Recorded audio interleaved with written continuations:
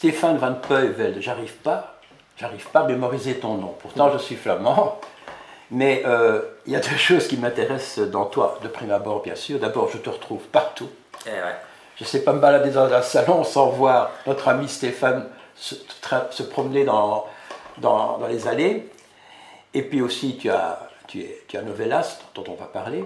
Mais je voudrais quand même te poser une question. Tu as un nom flamand, mais on ne peut pas dire que tu as un type flamand. Ça c'est quelque chose qui perturbe toujours les gens sur salon. Ah, ça ne me perturbe pas, mais je me pose la question. Les gens que je rencontre sur salon, donc effectivement j'ai un nom flamand parce que la famille dans les origines, 200 ans plus tôt, voilà, ils viennent d'Anvers, un petit village à côté d'Anvers. Ma mère est luxembourgeoise, mon père est belge, francophone. Et quand je vais sur un salon, eh bien, le stand s'appelle Novelas, donc c'est en espagnol. Les gens s'attendent à rencontrer donc quelqu'un bien belge et puis ils tombent sur un indien, donc ça fait un mix très exotique. C'est le mot, tu es hindou. Indien. Ah oui, hindou c'est... Hindou c'est une religion, moi je suis indien, ouais. Les hindous pratiquent la religion hindouiste. Ah bon d'accord, donc tu es indien et tu as été adopté. Tout à fait. Alors tu es le big boss, on peut dire ça comme ça, d'une société d'édition qui s'appelle pas la plus grande ni la plus petite. Et que quelque part, je compare un petit peu à Chloé Delis, parce qu'on y trouve beaucoup de gens qui viennent, qui sont pleins de passion. Et puis tu es un vrai éditeur, tu édites à compte d'éditeur et pas d'auteur. Tout à fait.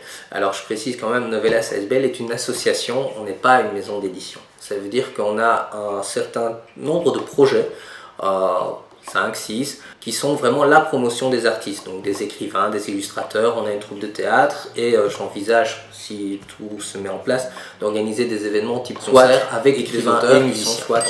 Donc c'est plus large. C'est beaucoup plus large.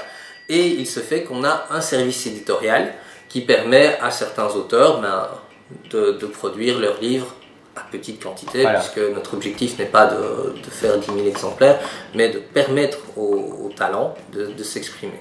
Maintenant, on essaie d'en sortir entre 8 et 10, pas plus, et pas moins non plus, c'est une question. Donc, ça veut dire que de toute façon, une ASBL comme celle-là, qui a d'autres activités, mais qui vend 8 à 10 bouquins différents par an, ne peut absolument pas te permettre de vivre. Donc, tu ne vis pas du compte de l'ASBL. Non, alors moi j'ai un statut de bénévole au sein de l'ASBL. Mes activités sont généralement les week-ends, le soir, genre des animations, ou pendant des périodes très définies comme des salons. Et là, je prenais congé, quand j'étais salarié, je prenais congé pour aller en salon. Ici, j'ai un autre statut, maintenant je suis artiste, enfin voilà, j'ai pas mal de statuts, c'est assez compliqué à gérer.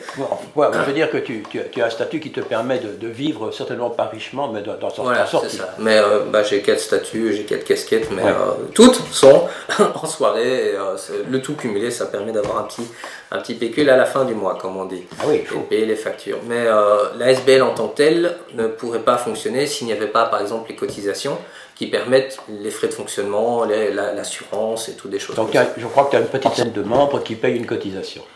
Une cinquantaine qui payent une cotisation et 80 membres environ. Mais qui aident. On en revient de toute façon toujours au même problème. Pour vendre, il faut être connu. C'est une des premières questions que les auteurs me posent, c'est est-ce que tu as un distributeur? Je dis non, on fait la distribution, on a notre réseau de librairies. Est-ce qu'on a des versions numériques? Je dis tout existe en numérique forcément puisque c'est la base avant de faire des papiers.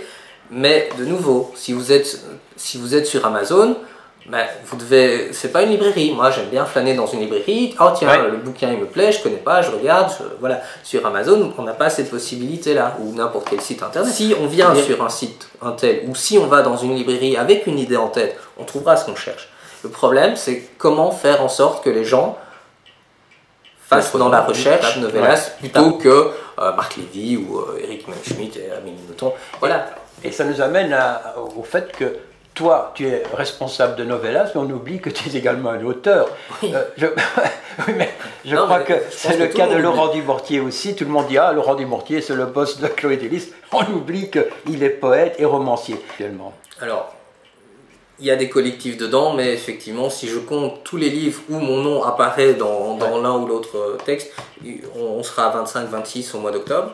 Toi, tu as sorti 25 ouvrages, à quoi? C'est de la poésie, entre autres? Alors, 4 ou 5 recueils. Je fonctionne souvent par trilogie ou groupe de textes. Donc, il y a 4 ou 5 recueils de poésie, 4 recueils de nouvelles, Les romans, bon là ce ne sont pas des triptyques forcément puisque ce sont des domaines un peu différents. J'ai des essais aussi et c'est justement ce qu'on va mettre en place en octobre et février l'année prochaine. J'ai 3 textes, un sur le coaching, 2 sur l'état d'esprit, comment être, le yoga, tout des comportements, des façons de se comporter. Très indien tout ça, non? Très asiatique, je n'irai pas à limiter à l'Inde, mais c'est philosophiquement très oriental, ça oui. Les projets, il y en a quand même. Alors dans un avenir proche, on a donc quelques bouquins qui vont sortir, mais on a depuis un an, on a un projet qui est un projet culinaire. Culinaire, en fait, au cours du soir, j'ai rencontré des cuisiniers et on s'est regroupés ensemble, on est 3, je suis chef de projet et marmiton, c'est-à-dire que je suis et leur boss et leur esclave. Ah bon, donc tu connais la cuisine? Je cuisine avec plaisir déjà depuis quelques années et en fait on fait un livre et tous les mois on organise un buffet. Et le principe du buffet, c'est qu'on essaie d'aller chaque fois chez un particulier qui nous prête sa cuisine et on lui dit, bah voilà, comme ça vous voyez que même avec des cuisiniers, chez vous, avec un peu de technique, un peu de temps et beaucoup d'amour, on peut faire des belles recettes comme si on était au restaurant. Tu t'es pas présenté à Top Chef? On en rigole, mais c'est une émission où les gens sont en compétition. Ah oui. Un dîner presque parfait. Oui, voilà, c'est ça. C'est plus dans cette optique-là. Mais et donc le bouquin sortira en février, donc avec des illustrations, photos et des recettes bien entendu. Et c'est un peu un bouquin final parce que c'est un achèvement déjà d'une année de travail. Mais au-delà de ça, moi j'ai mis en place ce système depuis 7 ou 8 ans, déjà tous les cours de cuisine que j'ai pris. Et quand on va chez moi, en fait, j'ai installé toute une série d'étagères qui servent de buffet en fait. Et on peut faire des buffets dînatoires et le prochain aura lieu donc fin septembre, enfin il y en a un chaque mois. Donc.